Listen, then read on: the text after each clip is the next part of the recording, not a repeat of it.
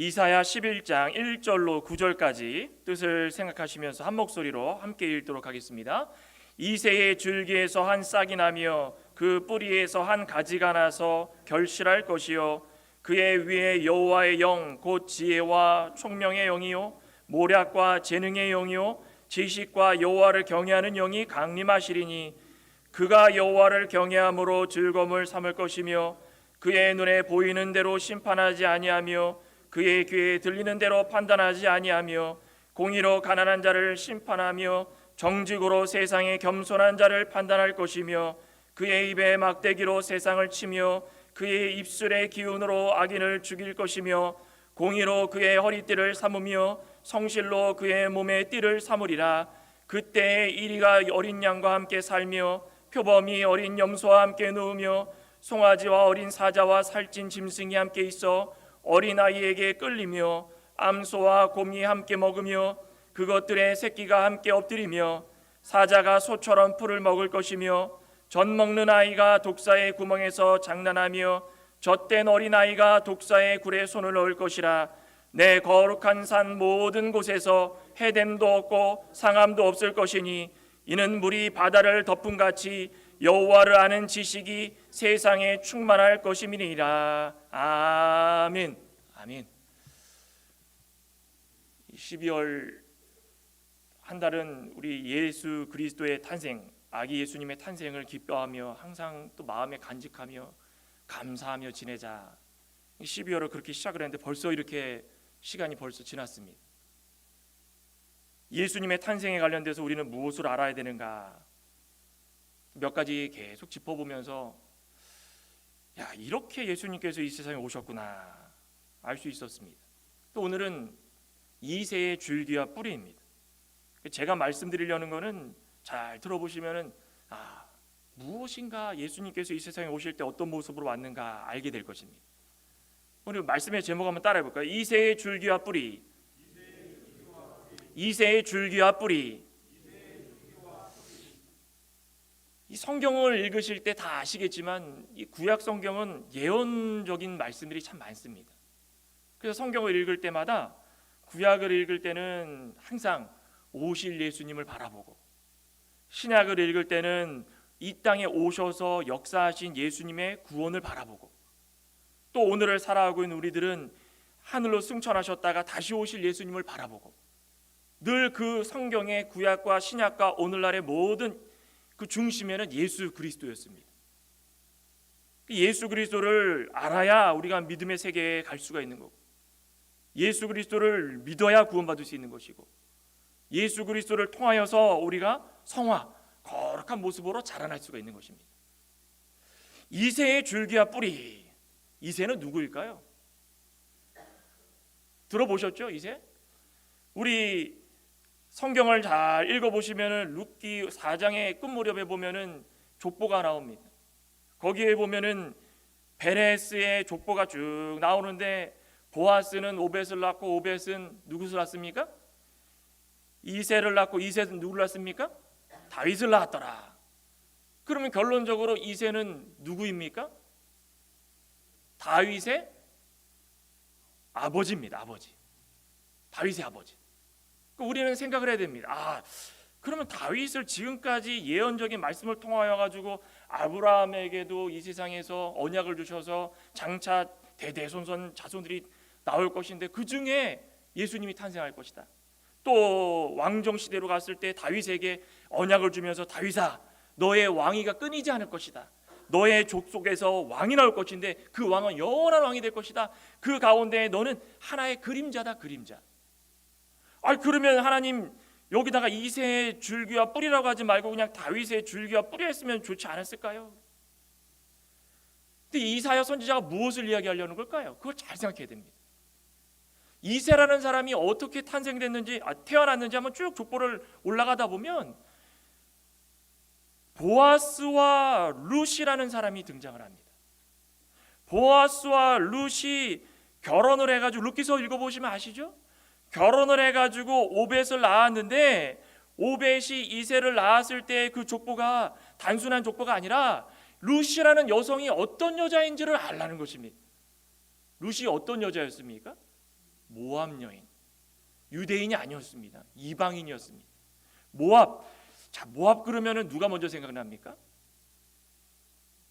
소돔과 고모라 시대의 롯, 하나님의 멸망을 받아가지고 도망쳐 나왔는데, 롯과 큰 딸과 작은 딸 셋이서 이거 어떻게 해야 되나. 그 두 딸이 어떤 생각했습니까? 야, 이대로는 우리 대를 잇지 못하겠다. 대를 잇지 못하니까 아버지에게서 우리 대를 잇자. 아버지에게 술을 먹여가지고 아이를 낳은 겁니다. 큰 딸이. 어떻습니까? 소돔과 고모라의 모든 음란죄를 가지고 자기 몸을 아버지는 더럽혔고 딸들은 그 음란죄를 그대로 실행을 해가지고 술을 먹여가지고 그 아버지를 범하여서 아들을 낳았다. 그래서 그들이 어디서 살았습니까? 요단강을 중심으로 해가지고 이스라엘 백성이 왼쪽이면은 오른쪽 건너편에 여기에 지내면서 시시때때로 이스라엘 백성들을 못되게 굴었습니다. 동편에 살면서 그들이 원했던 것이 무엇입니까? 다른 게 아닙니다. 괴롭힘. 그러니 이새의 줄기라 그러면은 어떤 생각이 드십니까? 완전히 희망이 없고 말라 비틀어진 밑둥과 같이 생명이 없는 상태. 이새의 줄기라 그러면은 그런 상태를 말하는 것이고, 뿌리는 무엇입니까? 겨울 지나고 나면 땅이 굳어가지고 안에 뿌리가 있는지 없는지 알 수 없고, 그 뿌리가 있더라도 이것이 생명이 있는지 없는지 아무 희망이 없고 아무 소망이 없는 상태를 이새의 줄기와 뿌리다. 그런데 거기에 사람들이 동조해서 다윗을 욕할 때 뭐라 그럽니까? 이새의 자손이다, 이새의 아들이다. 아이 저봐라 저거. 다윗을 보면서 이새의 아들이다.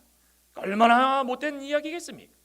그만큼 이새라는 그 뿌리 자체가 사람들에게는 형편없는 것, 버림받은 것, 아예 소망 없는 그 후손 자체들이 다 그랬습니다.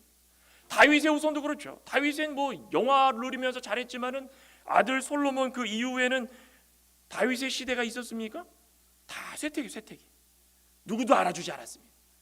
아예 나라가 나뉘어져가지고 북이스라엘은 북이스라엘 나름대로 그냥 타락한 시대를 맞이해가지고 멸망당하고, 남유다는 남유다대로 다윗을 자 선봉하면서 그냥 신봉하면서 살았지만 마침내 남유다도 다 사라지고 아예 뿌리조차도 이것이 자라날 수 있는 것인지 없는 것인지 모를 정도로 아예 망한 나라가 됐다는 것입니다.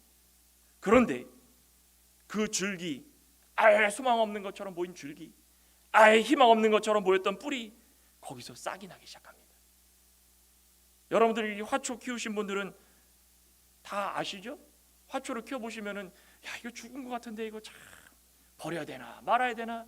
그런데 오늘 봄날에 갑자기 화초에서, 죽은 줄 알았던 화초에서 새싹이 싹 돋고 잎이 피면서 활기찬 꽃이 쫙 피어오릅니다. 그럼 어떤 생각이 드십니까? 기분이 너무 좋은 겁니다. 야, 이거구나. 난 죽은 줄만 알았는데 야, 여기 생명이 있었구나. 하나님께서 이새의 줄기와 뿌리라고 했던 것은 야, 이거는 죽어 맞다고 인간적으로 볼 때는 아무 소망이 없는 것처럼 보였지만 하나님께서 거기에 싹이 돋게 하셨다. 싹이 돋게 하셔가지고 그 속에서 돋아나는 그 싹을 바라보면서 소망을 품고 살아가는 것입니다. 야, 우리도 소망이 있구나. 우리도 희망이 있구나. 다윗의 시대가 다 지나가고 이제는 부러워하면서 야, 언제 한번 솔로몬의 시대, 다윗의 시대가 다시 올 수 있을까? 인간적으로는 아무 소망 없이 살아갔지만 하나님께서 거기에 싹을 돋게 해주셨다는 것입니다. 그 싹이 어떤 싹입니까? 바로 예수 그리스도입니다.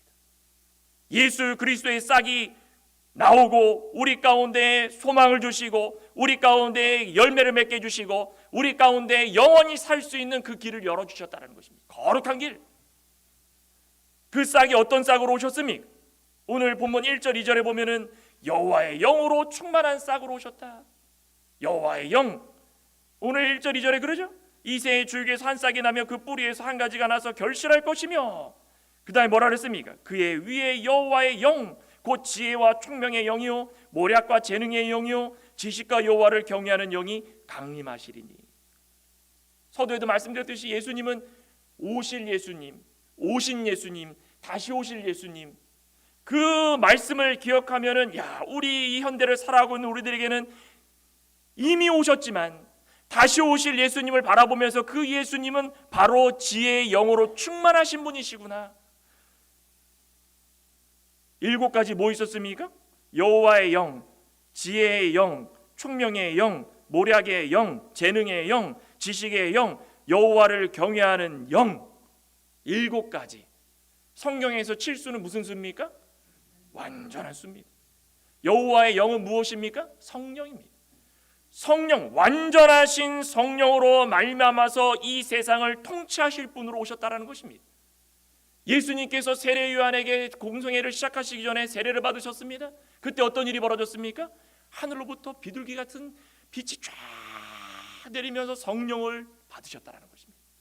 그 성령을 통해 가지고 예수 그리스도께서 공생애를 다니시는 동안에 말씀을 전하시고 말씀을 믿고 예수 그리스도를 믿는 모든 자들에게는 성령을 주셨다는 성령을. 그 성령을 통하여서 깨닫는 영, 지혜를 통하여서 말씀을 통하여서 변화되는 영, 우리의 은사를 통하여 가지고 봉사하는 영, 하나님 앞에 나와 가지고 찬양하는 영.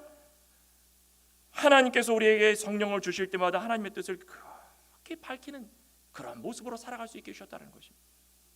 예수님도 성령이 아니셨으면 하지 못하시는 일들이 너무 많습니다. 누가복음 4장 18절에도 병 고치는 일들을 행하시기 전에 먼저 무엇이었습니까? 주의 영이 임하셨다. 하나님의 영이 임하셨다. 성령이 임하시고 나서 치유의 역사를 행하시고 변화의 역사를 행하시고 하나님의 말씀을 전하시고 완전하신 하나님의 역사하심이 어떤 것인지를 그들에게 전하여서 그 말씀을 듣는 모든 자들이 성령을 통하여서 변화되고 협력하는 일들이 그렇게 일어났다는 것입니다. 오늘 이 자리에 우리는 예수 그리스도의 탄생을 기뻐하며 찬양하고자 모였습니다. 우리 가운데는 예수님께서 이 세상에 오셨을 때 가지고 계셨던 그 여호와의 영으로 충만하게 된 줄 믿습니다. 저희는 다 성령을 통하여 가지고 어떤 일을 행하든 간에 말씀, 믿음으로 말미암아 변화된 역사를 경험하게 될 줄 믿습니다. 두 번째로는 여호와를 경외함으로 즐거움을 삼는 겸손의 싹이셨다. 겸손의 싹. 예수님을 믿고 변화된 사람들은 다 겸손하게 될 줄 믿습니다. 오늘 말씀 가운데 3절부터 어떤 말씀을 합니까? 여호와를 경외함으로 즐거움을 삼을 것이며 그의 눈에 보이는 대로 심판하지 아니하며 그의 귀에 들리는 대로 판단하지 아니하며 공의로 가난한 자를 심판하며 정직으로 세상의 겸손한 자를 판단할 것이요 그의 입에 막대기로 세상을 치며 그의 입술의 기운으로 악인을 죽일 것이며 공의로 그의 허리띠를 삼으며 성실로 그의 몸의 띠를 삼으리라. 여기에 입의 막대기, 입술의 기운, 무엇을 나타낼까요? 하나님의 말씀입니다. 말씀. 예수님은 성령을 충만히 받으셔서 그 성령으로 말미암아 늘 말씀으로 판단하시고 말씀으로 세상의 모든 사람들을 대하시고 말씀으로 병 고치시고 말씀으로 치유해 주시고 말씀으로 죽은 자를 살리셨다는 것입니다. 그때 하셨던 게 무엇입니까?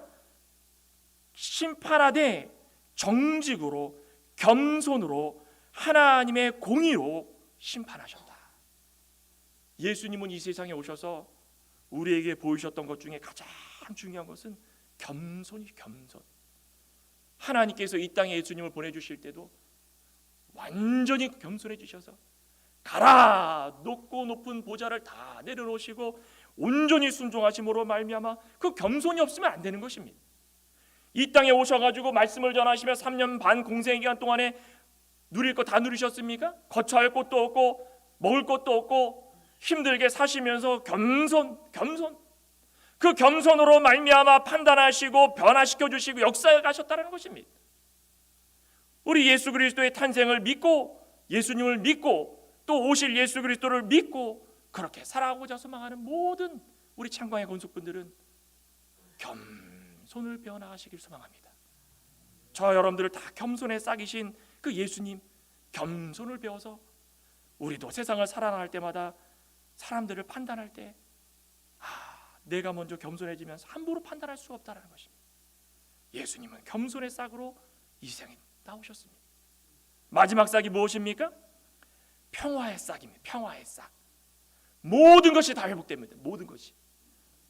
우리 6절부터 9절 이거 한번 읽어보면 참 신이 납니다. 우리 다 같이 한번 읽어보겠습니다. 6절부터 9절입니다.